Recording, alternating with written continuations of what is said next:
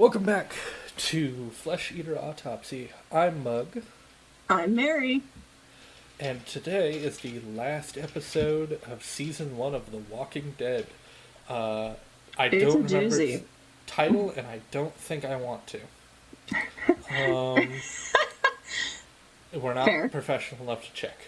This I is mean, the I could, but eh. This is the finale of, obviously, Season 1. It's an episode. Um, I forgot how early they kind of ditched the grounded realism in this show, and we'll get to that, viewer. It goes places. they were doing something with this episode. That's for sure. They were, I would say, they were Making cooking, moves. but not in the way that's complimentary. They cooked a little literally for my taste. They cooked a bit too much. So we open. Maybe turn the heat down. We open at the hospital that Rick's been in. Oh right, It's a flashback. flashback. Showing the U.S. military doing what it does best, killing civilians. I said that sets an interesting tone. Yeah, also, so we cut to Shane visiting Rick, and then he hears like a lot of commotion, and there are military men killing civilians that are obviously either bitten or sick. Some of them look bitten, some of them were just in the room. Let's be real. Yeah, they don't have great, critical thinking skills, but that's fine. They're in the military. Speaking of critical thinking skills, while they're standing there after killing these civilians, one standing back to the door while five guys looking at him, the door opens slow as you can open, and a zombie grabs this heavily bodily armored Marine and just bites into him. And I Yeah.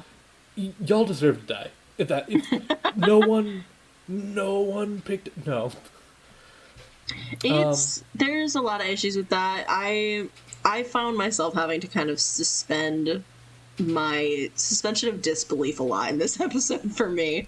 That is Oh. definitely one of the moments, because they don't even really try. It's just they just murked a bunch of random people. They're like, oh yeah, nice, good job, us. And then they all just die. That is true. They were one touch up away in the script from just high fiving each other, going, "Hell yeah, brother, killing more civilians." Anyway, it cuts back to Shane, who tries to take Rick, which I like. I like I do, yeah. this character beat. Look, there's a lot about Shane I'm not a fan of writing wise, and it's not even like, oh, he's a bad guy, I don't like him. I just don't like how he's written. You can write a good bad guy. This series does it like a good bit, to be fair. I'll Yeah. shit on it a lot. It writes good bad guys. Shane ain't one of them. Shane could be such an interesting character, and this flashback in particular, I think, sets him up to be an interesting character. They just don't play off of it at all. They do not. A military man comes in with the most dogshit room check because he's looking around for other civilians. And now, this is a question I didn't think about, and neither of us wrote down. Do you think his sheriff uniform would grant him clemency from military shooting? Or do you No. think that's... No? Okay. I don't think so. It depends. It depends. But yeah. The thing that I don't understand is why the military guy... Because Rick is still in the bed, right, at this point? Yes. Why didn't he shoot Rick? He's in a coma and he's malnourished. That's simple. I'll give the show that.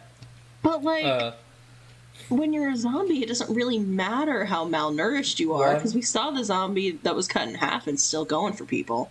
They don't know that yet. This is first infection day. Two, he's I would not... argue it's not, but yeah, I get where you're coming from. Yeah. Or at least it's these people, first infection It's day. But these, two... based on Fear the Walking Dead, probably not, but Fear the Walking Dead kind of messes with the I was timeline gonna in say, weird we're ways not that they gonna- weren't look, thinking about in that's- first season stuff. We can't fog our heads with things yet to be. Yeah. I was about to say, but the two, and this is very simple, even if it could turn into a zombie, like malnourished Rick, what's he gonna do?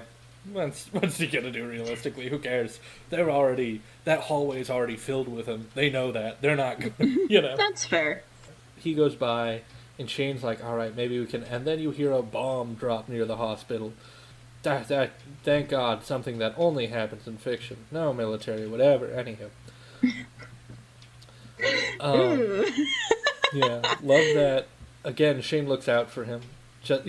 Oh, my note. Love that. Again, Shane looks out for him, but he also happens to suck. This is my response to him putting This is my favorite part of Shane's character, is when he's actively showing care for Rick, because you kind of see what their relationship is supposed to be, but then, like, throwing us into the dichotomy of what Shane is now, it just doesn't really make any sense, because one, he's nothing like he was in the flashback, and two, Rick is not confused or taken back by this at all. It is a thing where the conflict they put up in this, in the actual show, the conflict's dog shit. But the conflict of him doing the worst actions out of caring for someone is interesting. That's interesting. He's not doing that ever. He's never doing that. In fact, later in this episode, he's a sore loser. He's a very sore loser later in this episode. Not even the things with... Well, get into that. The things... Oof. But, like, just with Rick, when they find the CDC, he immediately is bitter. Yeah, and I understand it if that's the character they want to build. I don't like the character, and I think he's poorly written. But that's not the character that we're seeing in the flashback, and that's not what the character they're trying to take time establishing. Yeah, no. This is the problem with the flashback formula on TV, is, like, just because it's fresh in my mind, it's something like Red Dead 1 to Red Dead 2. You have an entire game to set up how this character became terrible, you know? How Dutch suddenly became a bastard. There was a good man there, then he, slowly whittled away and all this stuff. The thing with Shane is they don't have the time nor the writing skill to do it. So, like, only 6 episodes. Yeah, I want to be generous to them and say if they had more episodes, they could have done a better job, but I can't guarantee that even a little bit. Going to be generous. I'm going to be blunt. Cut half your characters. Cut a good portion of these characters. The old religious lady, she wasn't going anywhere. The old... Like, all of these characters... What did she add? That old religious lady who, at the end of this episode, just decides to say and die, what did she ever add in any scene? I don't like how they wrote off her character. I'm gonna be rude here. I think it's presumptuous to call her a character. I know why they put her in there. I don't think she was a necessary character at all. The other lady's sister wasn't a necessary character. All of these, you could have just cut and then focused more on Shane stuff if you wanted Shane to be big. Like, I don't... Here's the thing. I know it's ironic of me, the guy who's been, like, banging on my hypocritical drum of, like, wow, these writers are really sexist, saying cut women characters, but you're not doing anything with them, ever. So just focus on the things you want to touch up and write. Yeah, at the end of the day, they're just characters to be characters. They're just there to be there. Yeah, no, it's this odd thing of they don't know how to allocate their time, so we spend time with characters who are either not going to go anywhere or not do anything for anyone. Because most of the deaths, only one of them seemed to really matter to me, the audience. The rest were just for characters that we're going to learn about during morning. I bitched about that before. We're getting back on track.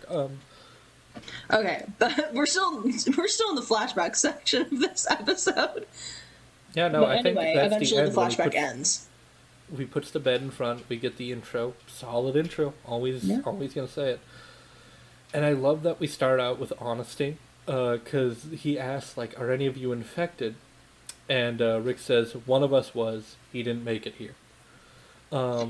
Which is dramatic and probably unnecessary, but I love that Rick is trying to be as honest as possible of, like, yes, one of us was. If that affects anything, it could spread through touch or something we don't know that you do. I guess, I'm operating in the way that I know how this episode goes and the consequences from it, but that makes sense if you're thinking about transmission. Yeah. Also, the blood testing, I just said reasonable ask, honestly. Yeah.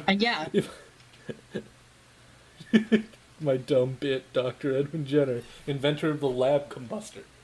When he introduces himself. Yeah. Oh, goodness. I do really like Jenner. I wish we had more of Jenner. He deserves more screen time. Jenner was solid. He's also I don't know if this is a ballsy statement to say, the best actor out of all of them this episode. Like they all I would believe it. They all did pretty well, but I believed him in everything he said. He has a he put his heart and soul into it. He has a cute interaction in the elevator where he's talking about how he seems they're all trustworthy, and then he looks at Carl and says, "Except for you, I'm gonna keep my eye on you." I thought that was cute.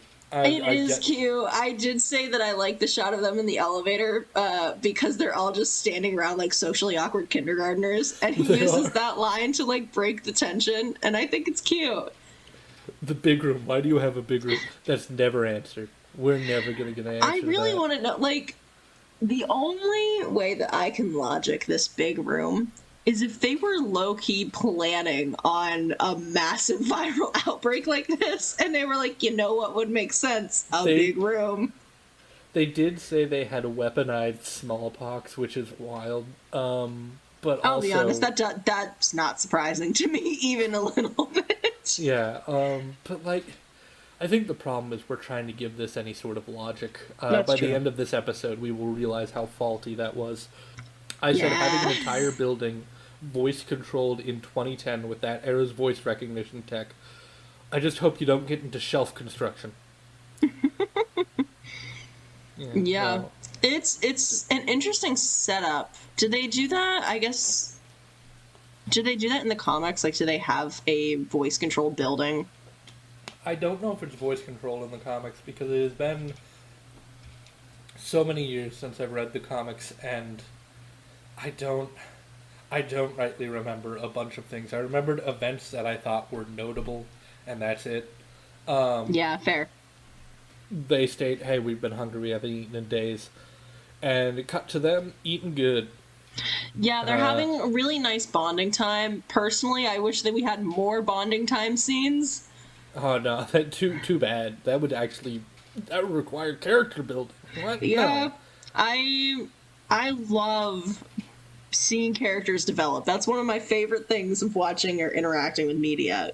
Season 1 of The Walking Dead is not where you find that. No. I put down, get Carl twisted. Yeah, Carl takes a little sip of, I want to say it's wine. Wine. Yeah, wine. He doesn't like it. And you know what? Same. My first sip of wine went very similarly. I said correct. All alcohol tastes terrible. Look, you can like alcohol. Anytime someone says you can't even taste it, you can. You are just so used to it that you can mentally block it out. I'm going to be honest, I'm the opposite. I only drink things that I think taste good, and you can't convince me otherwise. I just think people who drink alcohol become blind to it. I don't think I drink enough for that, but you know what? It could be. I think everybody has different tolerances, and the amount of taste buds that are alive and or dead in your mouth have massive effect. Yeah. I cannot, while I was years ago, at Job Corps, I cannot tell you how many people would be like, you can't even taste this. I take a sip, I'm like, that is the most blatant alcohol I've ever tasted. What are you talking about? I'm not drinking this. I won't get into details, but now I'm curious to know what they were trying to get you to drink. He does not, I noted, I didn't realize what it was from, but I just noted he does not seem comfortable around people. We'll learn why. Oh yeah, is Jenner, right? That's Jenner, who you're talking about? Yeah, I should have specified, but he's not comfy at the party. He's not. He's like sitting by himself, kind of mopey. You know what? Yeah. Me too, my guy. I would be the same. We get Shane ruining the moment right after that, so nobody focuses on Jenner. This is a problem. One person focused on Jenner. We'll get to that.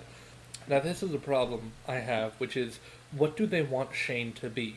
Because if they wanted him caring out of a place of, like, him coming from a place of caring and him making the bad decisions, he would be celebrating this. This is a big win, supposedly, at this moment. But he's such a sore loser. Rick made the correct call, and Shane is big mad, is my note. And yeah, he's really mad, because he's like, well, that's the reason we came here. The cure. Yeah, like, from what they know of at this point, this is an overall good thing. And Shane is just so wrapped up in the fact that it wasn't his decision or his thought or his idea or whatever it is that he wants to be right about all the time. And he's so upset. And I'm like, this doesn't fit with what they were even trying to establish in his character earlier in the episode. Yeah, it's not great. He says he's been working hard. I said, working real good, Mr. Fireball. You noticed something about the grayscale filter in your notes. Oh, yeah. So during the blood draw scene, the grayscale filter is very noticeable. So I don't know why, but when they enter the CDC, from what I remember, they put everything into like a more grayscale filter. And it's specifically noticeable when they do the blood draw scene. And I know it's supposed to like set probably the lighting and stuff, but it's just a very obvious grayscale. I think it's obvious because they're trying to make this place feel sterile. Does that make sense? Of like, maybe, but I just don't see, like, maybe the way people interpret grayscale has evolved since when it was put out, 2010, maybe. Yeah. Which is probably true. But the grayscale filter as a whole, I think, sets it more of into a sort of unsettling feeling than like sterile feeling, if that makes sense.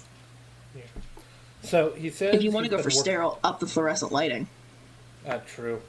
He says, I've been working real hard and all this stuff, and we learn why he's the only one here. Everyone left or killed themselves, which is convenient. Yeah. Not really, but convenient. It is very convenient because in real life, 100% that would not happen. But it wouldn't be everybody. Except him. Guess this is grimdark, but if this were a different series, I would assume he was lying. I would assume he was lying and he did something fucked, and this is a bad situation for them to be in. It is, but not for the reason of that. Yeah, but, I think if Jenner's character was established anything different than what it is, I could believe that, but because Jenner is who he is, I believe him, you know? They talk about, you have a couple of furniture and whatnot, but there are cots in storage. I'd sleep on a cot immediately. Fair. Fully, yeah. So they bring up, this is the second time you've noted, they bring up that this place has hot water. And he says go easy on the hot water. They fully ignore the go easy part, which is very funny for the end of this episode. That's so funny. Oh my gosh, yeah, go easy. I didn't even put that together. Yeah, then while they're in the shower, there's like all these different characters showering, you know, all of them happy. And then this is the funniest cut in the entire episode, if not the entire season. They have Rick and Lori in the shower, you know, sexy times and whatnot. And immediately after showing them getting acquainted, it cuts to Shane in the shower alone, fully drinking whiskey. It's so funny. That cracked me up. And it's just really establishing at this point that whatever character they wanted him to be at the beginning of the episode, they have thrown that in the trash. They're rewriting him to just be a bitter, lonely man. Yeah. Rick comes out of the shower and he asks about their blood, and there's a detail in here I love for the future, which is Jenner says, no surprises. He does not say no infection. Oh, yeah. I don't think I noted that. I noticed that immediately when he just said no surprises, closed it, and then once Rick got closer, you notice his hand moves it away a bit and he looks nervous. Love that detail. Jenner popping off. Jenner, the man of fire and failure. Fire and failure. He needs a better legacy than that. Rick immediately kind of pulls. Here's the thing. The problem is Rick is such. Look, I'm gonna mock his character writing in the future, but right now, Rick is miles better written than Shane, which is also the problem because Rick's having a good written Shane moment here, and what I mean by that is he is kind of a drunken bastard here. Rick, this is, and I mean this nicely. Rick is being a bastard right now, but it feels in character. It feels with him because. He starts saying, you don't know how rough it is out there. You may think you do, but you don't. And he starts talking about how the entire time he was, like, convinced they were going to die. Yeah. Which is very good. But also, I want to note, undercutting this, I will say this is half a CinemaSins type criticism, but also half God, you guys don't know how to write time correctly. Rick, you've been here less than a week. Stolen Valor ass fucking. Yeah, I like that we're seeing another side of Rick's character, because before now we've seen him be so optimistic, so fully into all of his plans and ideas, and now we're seeing the actual effect it's having. But I agree with you in that they haven't had enough time for him to really feel the stress and the weight of this. Yeah, it's a moment that writing is good, but the way it is implemented kind of undercuts its shins. Yeah, if you think about it too hard, it undercuts it. Then they have a bunch of books. We cut to Laura and what's her name, Carol? Yeah, Lori and Carol. Lori and Carol. I keep saying Laura. Lori. You do. You really want her name to be Laura. I don't know why. It's easier for my brain to comprehend. But anyway, they're like more books than we'll ever need. Kids go out. She's looking at books, and I tried to look at the cover of books. It'd be funny if the books were all very on the nose, but I don't know. I didn't care. There is one. I noted it actually. Oh. Right when Carol leaves, and it's just so Carol and Lori are looking at books, and Carol goes to, I think, put down her kid and Carl for bed, if I'm not mistaken. Yep. And it leaves Lori alone, and then Shane comes in after. And as Shane comes in, Lori picks up a book titled Reasonable Doubt. That's good. Holy shit, that's good. I mean, it's very in your face, and I say good in a very funny way because God, that's over the head, but that's so good. She picks up a book called Reasonable Doubt, and then it pans to Shane. God, that's one step from being in a slasher film and a teenager in the library is about to get killed and pulling out a book of he's coming to fucking kill you. It's like, oh, what's this book about? Like, oh, yeah, I like that little thing. You know, the writers popped up with that little detail. I'm not gonna lie.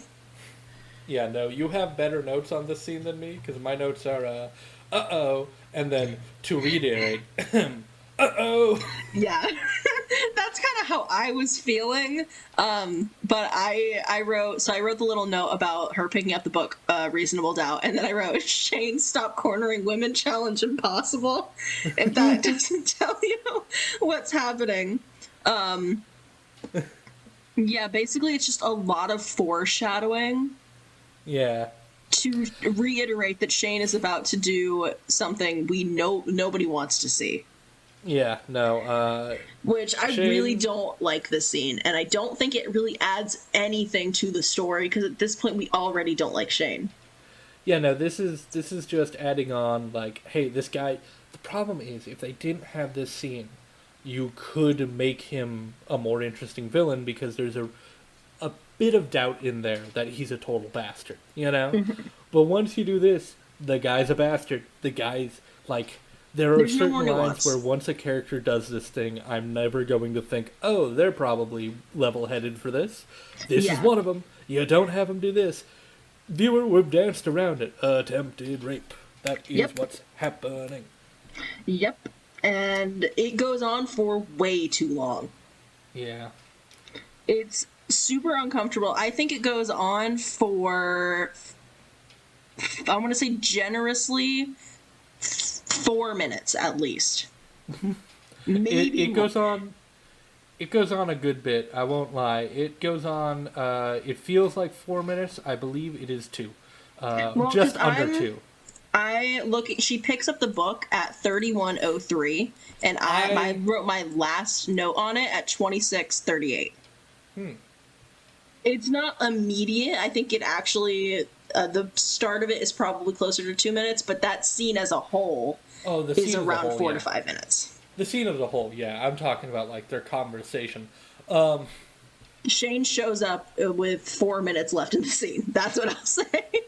Okay.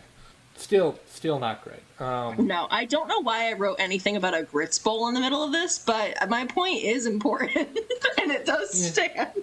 Yeah, no, you wrote, being hungover not able to get grits bowl would be the worst. Yeah, I I've had grits once, and I have no memories of it. So, They must have been eating something, because you wrote powdered eggs, and I wrote about a grits ball, so some food must have been happening. Maybe they, like, panned to somebody eating food.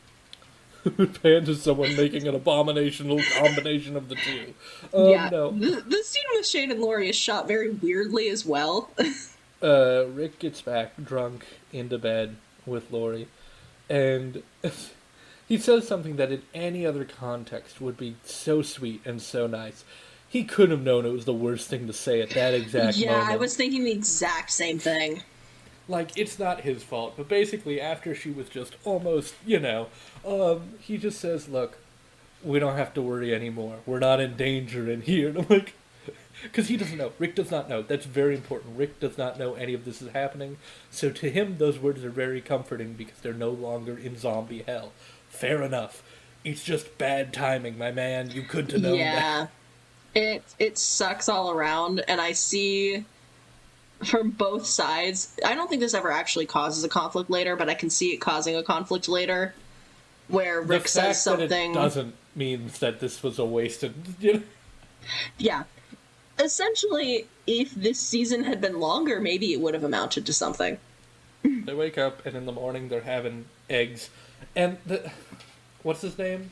What's the dude's name? Something Dog? T-Dog. T-Dog. I want to say G-Dog for some reason. T-Dog. His name is Theodore, so it's T-Dog. Oh yeah, his name is T. I like this dude. This dude kicks ass. I forgot how he dies. I'm gonna be mad. I'm gonna be mad when he does, but that's not the point. He says, we got eggs, they're powdered, but you won't know how I cooked them. And I just noted, I love powdered eggs. I'm on that powdered egg life. Love them. I'm never gonna be mad about powdered eggs. And then Shane comes to the table, and Rick unknowingly is just being like, oh, do you have a headache? And he says, oh, more than you know, and all this stuff. And they notice that he has a scratch on his neck, rightfully so. And he says, I must have done that in my sleep. And he says, that's not like you. And Shane, cementing his bastard status, looks to Laurie and says, yeah, it's not like me. Oh my god, yeah. I wrote third addendum, uh-oh. Yeah. And then we get to the synapses scene. So this is actually a super iconic scene for reasons because somebody posted a GIF of it online and then lied about its origin. That's funny. Do you know the story? They posted... So essentially...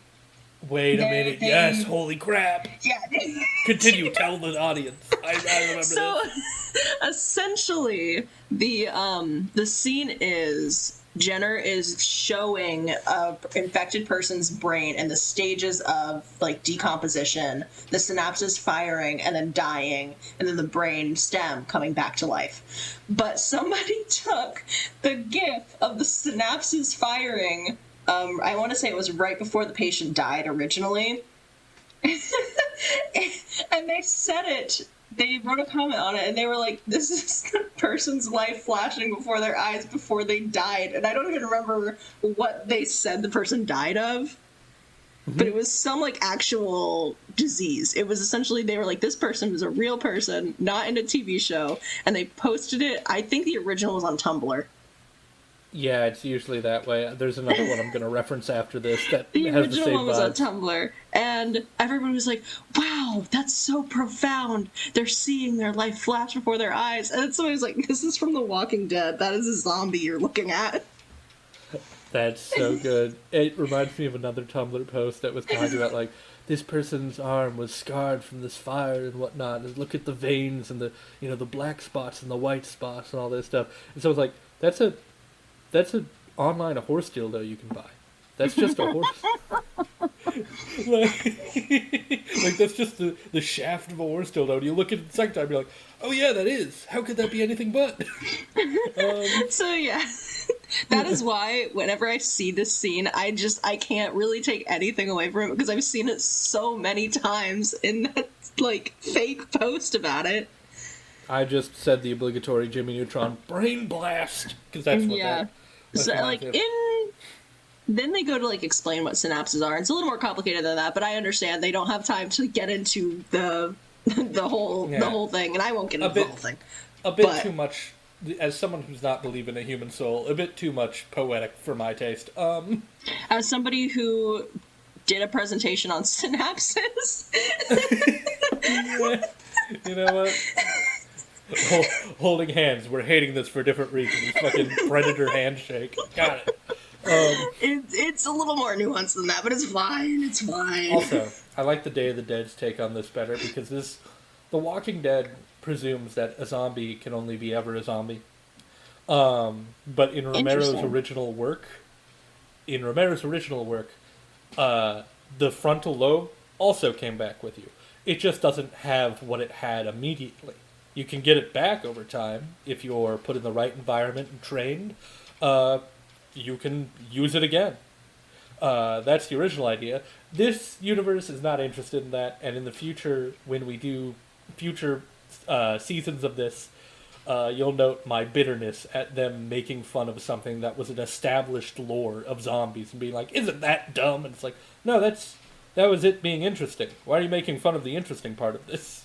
Yeah, and then they basically after that they go into Jenner describing to them, and I guess to the audience as well, what this virus, which he says that they don't know if it's a virus, but that's factually incorrect based on the lore of The Walking Dead up to this point, so I don't really know what the point of that is.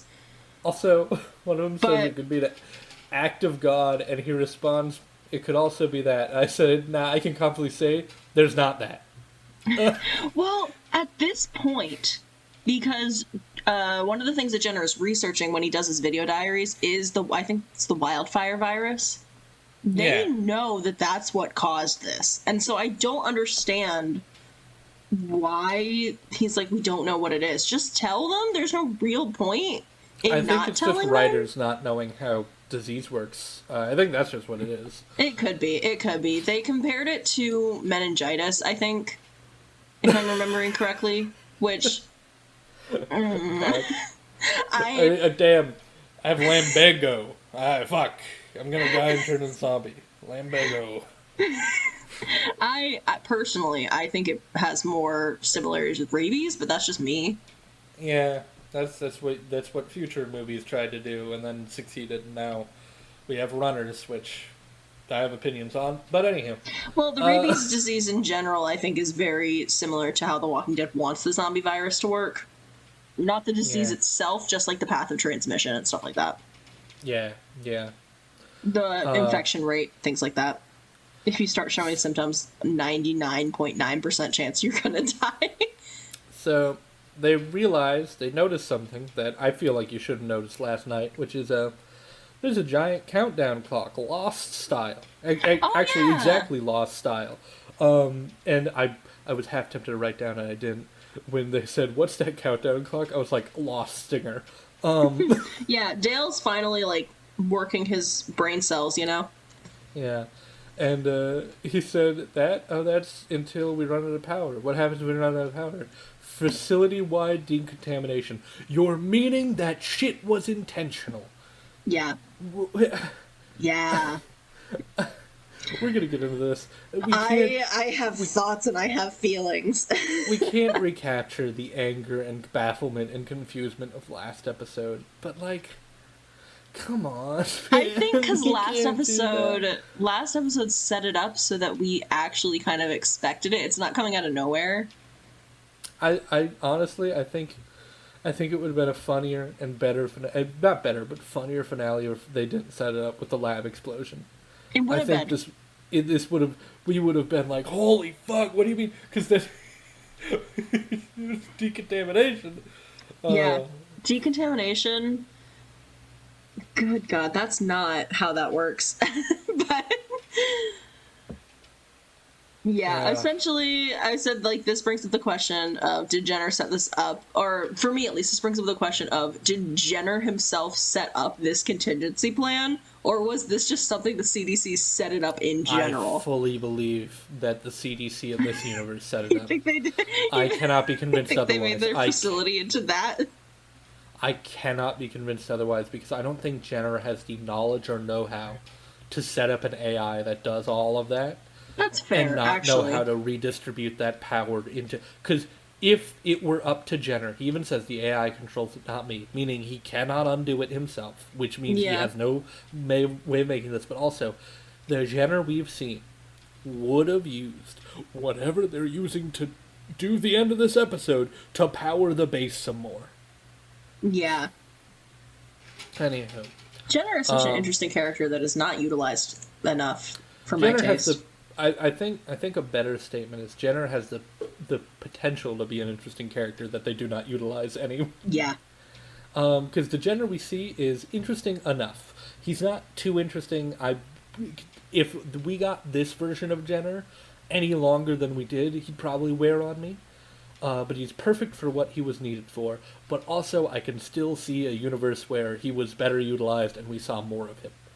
But again, 6 episodes. Can't stress that enough. Yeah, it comes down to my main gripe that I wish season 1 was longer.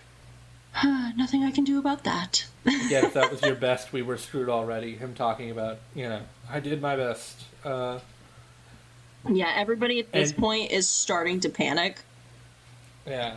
And it's setting Jenner up sort of to be like a mad scientist character almost, but he's not really. I think that's just how the other characters are interpreting him. Yeah.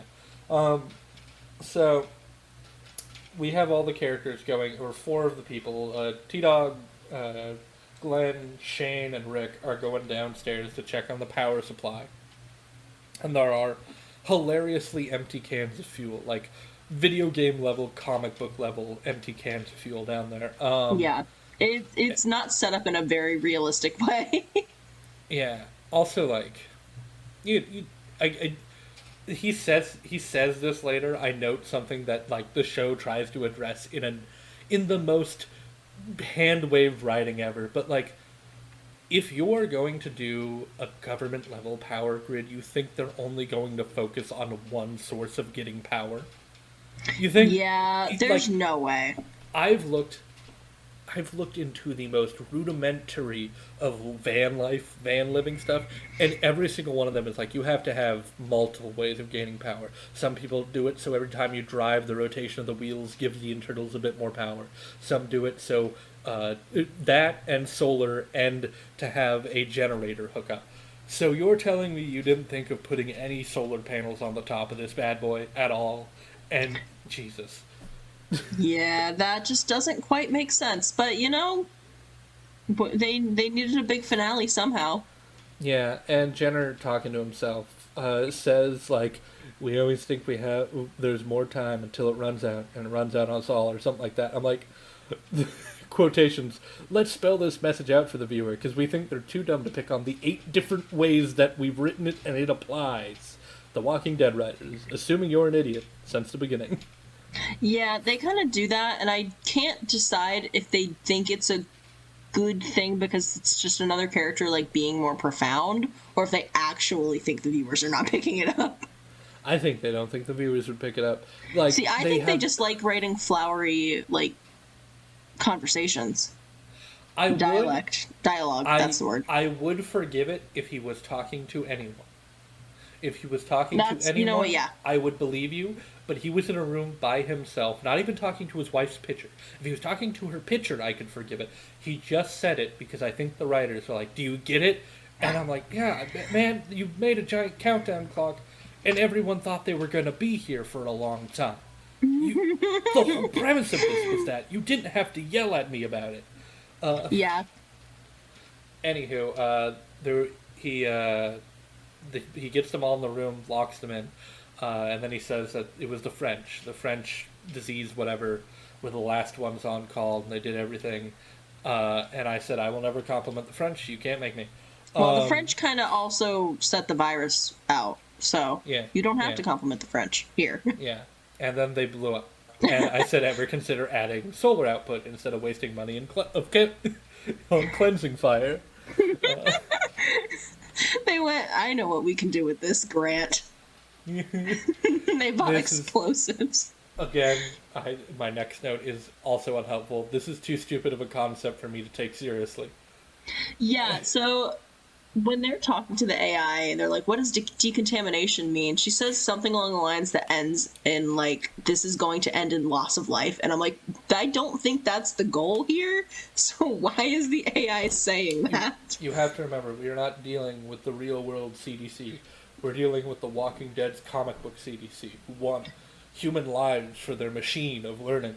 I mean, maybe. Like, but the AI is, like, giving that as a definition? No, I don't believe it. I would say we're at aperture science level of ridiculous nonsense, but even they seemed a bit more headstrong than these fuckers.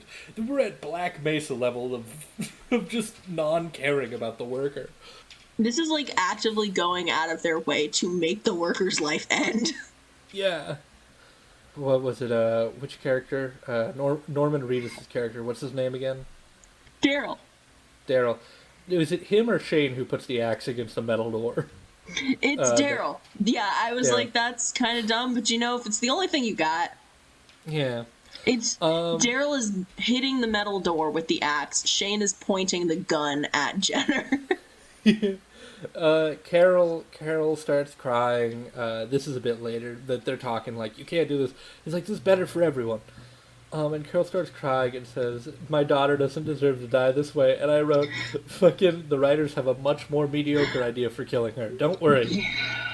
I got a little bit of beef with that, but you know, there's nothing I can do. Yeah. So they talk Jenner out of it. They basically, like, he reveals that the test subject was his wife. Which obvious, but yeah, it was obvious as hell. He goes on to say that the test subject that we saw die in that iconic scene with the synapses and all that is his wife. Sorry, my cat's meowing behind me. I don't know kitty if I'm getting picked up by the mic. That kitty cameo staying in. Hi, Josh. But he's still going. I don't know if any more of it's going to be picked up, but yeah. popping off right now. But yeah, he goes on to say that she was the smart one of their relationship, and I do like that she was the smart one, especially because it gave us Crash Out King Jenner.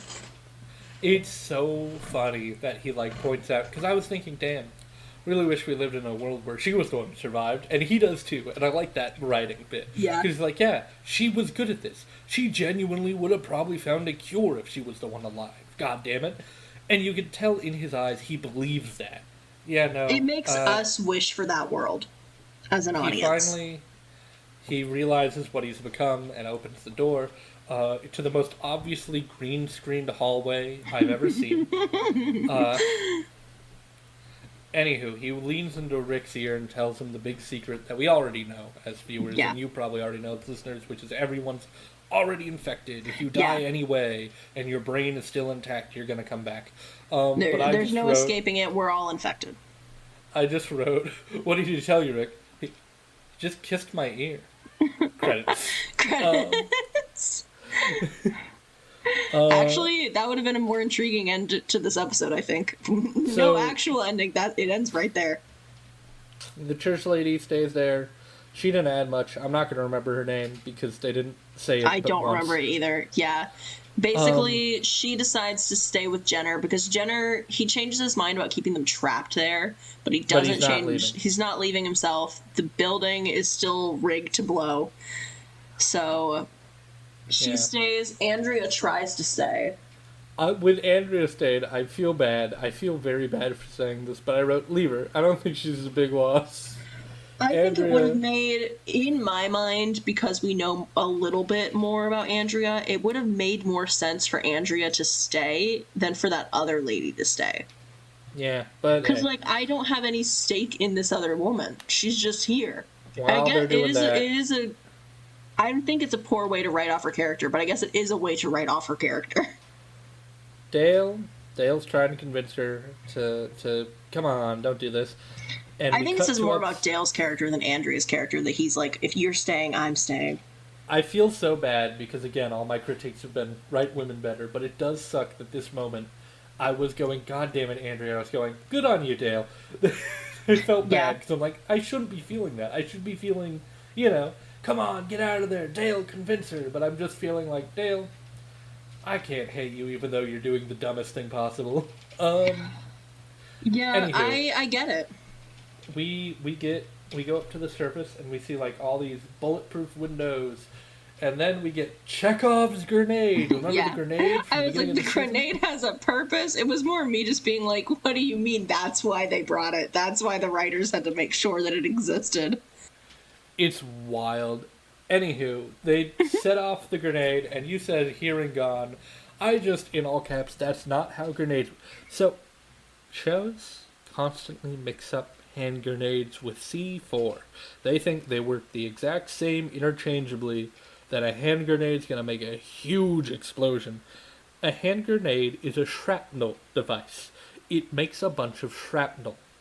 It's meant to like tear through skin and bone and all this stuff. It wouldn't break that window so perfectly. Because like that's a clean window. Anywho, they all Yeah. get out, and Dale convinces Andrea, let's get out of here, kid, and she's like, all right. Because he threatens to stay, and she's like, no, that's stupid. You should live. And he's like, you see, and she's like, oh, fine. The countdown starts. Jenner and Church Lady, two characters who hadn't had a lick of dialogue with each other, hold hands and be like, oh, they got out. Isn't this great? And as it's counting down, it's so juvenilely over the top that I can't. This explosion. Do you have words for this? I don't. I don't think I made any comment on it. I think I just said hee hee big boom. Hee big boom. Yeah. Definitely draw a lot of zombies. That's true. Let me give you an idea of how big this explosion is. The show literally said the only comparable explosion would be from a nuke, and that's not wrong. It's a little intense for It's where is this, middle of Atlanta? It's the middle of Atlanta, and it's in a city. I need to make sure you understand this. The CDC building is in the middle of a city. So I wrote down as a bit, make sure the entire block of unrelated buildings are leveled as well.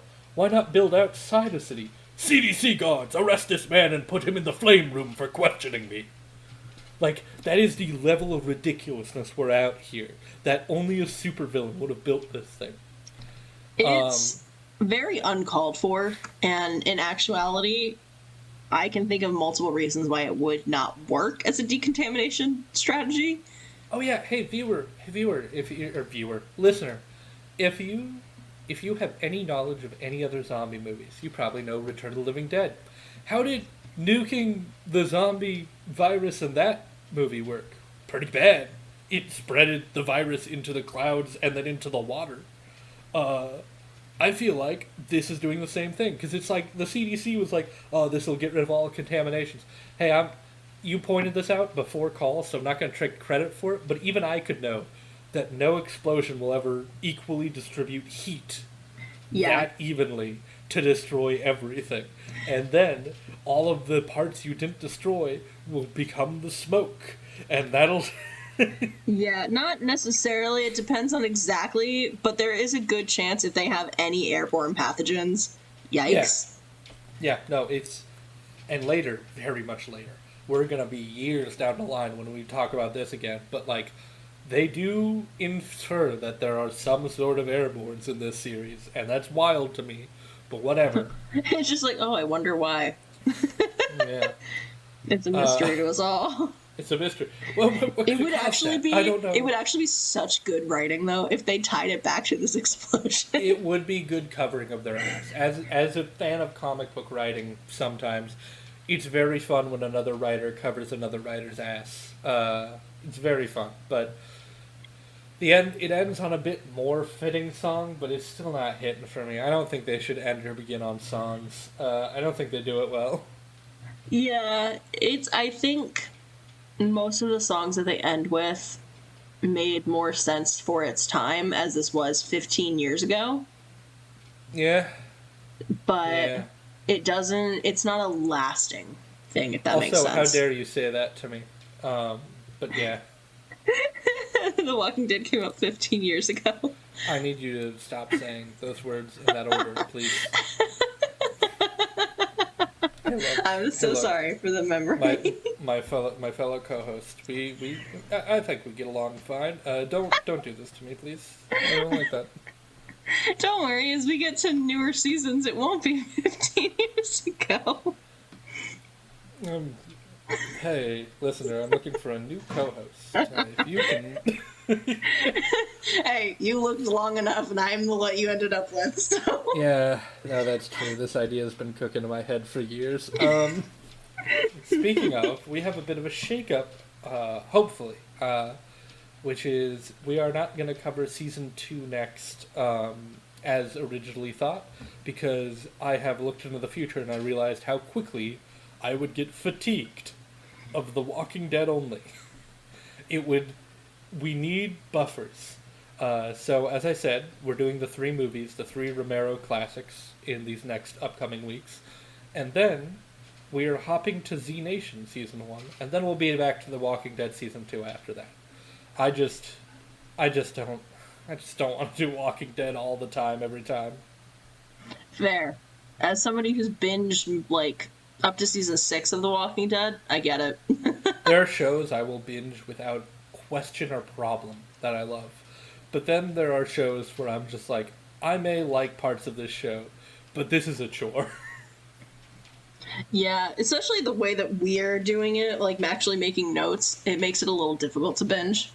Yeah, no, I have thought of one of these days, if I'm too late, just drop the note making on my end and remember what my thoughts were, which I could if I just watched it. The notes were just kind of an idea to like keep us on track.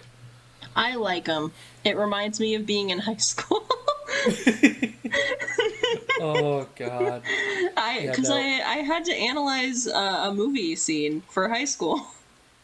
haven't we all? Yeah. But anyway, yeah, this is season 1 of The Walking Dead. I really, this episode does not give a clear direction for how next season goes at all. You could just end that at this episode does not give. It's season 1 of The Walking Dead is filled with some of them. I think we were most positive on episode 1 because episode 1 had the most solid concept for the opening of a zombie apocalypse ever. It was so good. And the more it went on, the more the cracks in the writing showed. And the end of the season, I think it's thematically perfect that it's an explosion because it's every ounce I felt of like, man, they really had this is gone. I'm going to be rude here. I'm going to be hyperbolically rude here. At the start of this season, I was like, damn, this is handled by really good writers. At the end, I was like, damn, no, it's not. It constantly dropped its time on things that weren't important. It constantly made us try to care about characters at their most annoying and worst when they're grieving and we don't know them. And it tried to make us care about the death of characters we knew nothing about. It didn't give any of the main friction between characters enough time to breathe or grow naturally. It just wasted. It only had 6 episodes, and it feels like no one told them that. Yeah, I think they tried to do so much that they did not enough, if that makes sense. And I'm about to say something that makes everything I just said feel like a bad hit of bricks on you. This is the best season of the show, in my opinion. I still think I agree with that, but I think I've always thought this. I think the first season of The Walking Dead has the most potential out of anything. Oh, yeah. And for me, at least, potential has a lot to do with how I feel about shows. So that's why I think I like this season the most. Because I could see what they were going for, they just didn't manage to capture it. Yeah, no. Trust me, I get you. It's just so annoying that they were so close. Like, the first 2 episodes, even the second episode, even if I complained about moments, the first 2 episodes were so solid of a lead-in. Yeah. And then 3 onwards, it started to get like, uh-oh. Yeah, I'm hopeful for the second and third season, because I watched those, and I liked them when I watched them. And I don't think, because obviously I think we've said our main gripe with the show is that eventually they lean out too much of the zombies are no longer a problem, really. Also, They lean too much into the people being the real problem. yeah. Also, the That's problem my main is issue with this show. they do lean too much into the grimdark a bit. What I mean by that is you need this sighting to be depressing. Do not get me wrong, but I remember having season one on DVD, and one of the cut scenes, like it was cut from I think last episode that they had was when they were traveling to the CDC building. They went back through Atlanta or something, and one of the things they were going to show is that everyone in the retirement home was eaten and gone. And that Oh was an wow. idea they cut. They cut. I remember that scene. They'd go through the retirement home and there'd be signs of struggle and everyone gone. And it was one of those things where I'm like, I'm glad you cut that, and I'm mad that everything in the commentary makes it sound like you were mad that that was cut. Uh, Yeah, I'm glad that that was cut, actually. yeah, because like the one moment of neat levity you had of like, hey, there's still humans in this, you were immediately going to undercut and be like, this world can't. I'm like, that is the worst tendencies of the later seasons that are dog shit, just peeking back through. Mm-hmm. So I think while I agree with you that this has the most potential, I also it would be a monkey's paw to see what the writers would do with a touch up. I don't think that's gonna work because I just think me and the writers fundamentally disagree on what this series should have been. And that's fair. If that's your take on it, that's entirely fair. Yeah, no, But I'm interested to see, I'm hoping that seasons 2 and 3, while I don't think I'm going to like them more than season 1, I'm hoping that I've seen them, so I obviously know my reaction, but I've never actually analyzed them.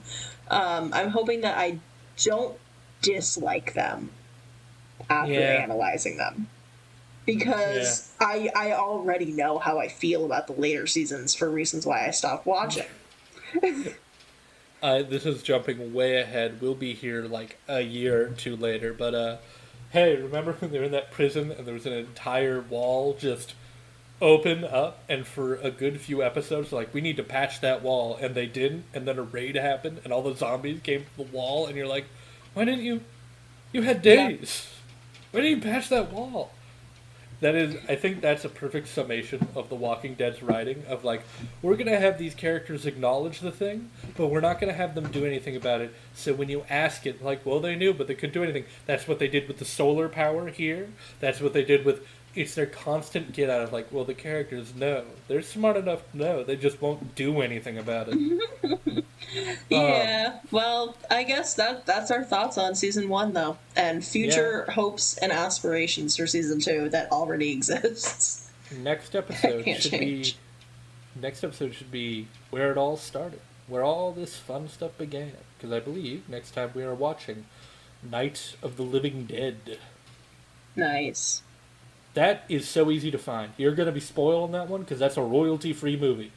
Oh, nice. Actually, fun history fact, just for the end here, because it's the finale. You can have a long episode. The reason zombies are so readily available is because it was originally going to be called Night of the Living Flesh Eaters, but there was already a movie called Flesh Eaters. They didn't want legal dispute, but when they changed the name, they didn't put the copyright symbol on. So it was royalty-free the week it came out. That's actually It's so been funny. royalty free, and it's the reason zombies blew up because Romero couldn't own them. Which, while I'm not a fan of copyright, I don't think anyone should own an idea really. It did screw him over, and it did lead us to calling them zombies. They were never zombies in the way that like we knew that word. Romero thought he created a new creation. He wanted to call flesh eaters. Then we attached an already existing name to it, and oh boy, the rest gets very racist very quick. Oh no. Oh yeah, zombies was a Haitian myth that the public gave this name because also it was the first movie in Hollywood to ever star a black leading role, Night of the Living Dead. Because he did such a good job in casting that the actor George had in mind wasn't good enough. He's like, no, this kid's way better. We're getting him. Makes Yeah, sense. there's a lot in that movie. That movie's going to be fun to watch. I think it's genuinely one of my favorite movies of all time because I think it builds tension better than any zombie movie after it. I was going to say before or after, but there were none before. Uh, Makes sense. Well, Yeah. good. I don't think I've ever seen it, so my Yeah. thoughts will be fresh and new for the first time on this. You can find us on. I haven't been posting much on them. I should get on that, but you can find us on Blue Sky, Tumblr, YouTube, TikTok. I think that's it. I think that is it. I think that is it. Yeah, we're at obviously Flesh Eater Autopsy. Jeez, I didn't even say the name of the damn thing. But yeah, bye. Bye.